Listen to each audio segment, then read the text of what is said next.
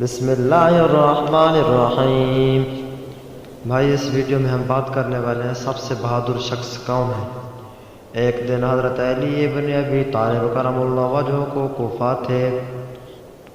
کوفہ میں تھے، منبر پر تشریف لایا اور لوگوں کو خاموش کرانے لگے تاکہ سابقین اولین کی حالات سے لوگوں کو آگاہ کر سکیں۔ آپ رضی اللہ عنہ کے مخاطب ہوئے، لوگوں مجھے بتاؤ سب سے زیادہ بہادر کون ہے؟ لوگوں نے کہا امیر المومنین۔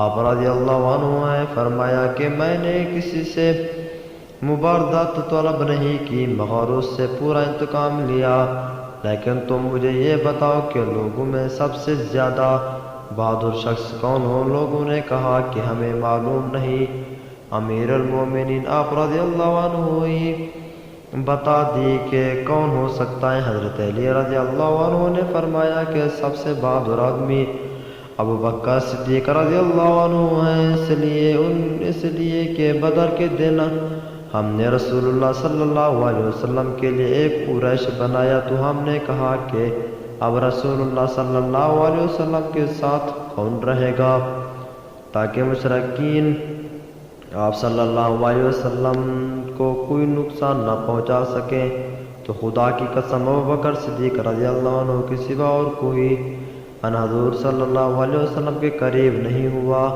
ابو بکر رضی اللہ عنہ رسول اللہ صلی اللہ علیہ وسلم کے سر پر کھڑے تھے اور تلوار سونتی ہوئی تھی۔ دشمن کی طرف سے جو بھی قریب آتا آپ رضی اللہ عنہ فوراً اپنی تلوار سے اس پر وار کرتے۔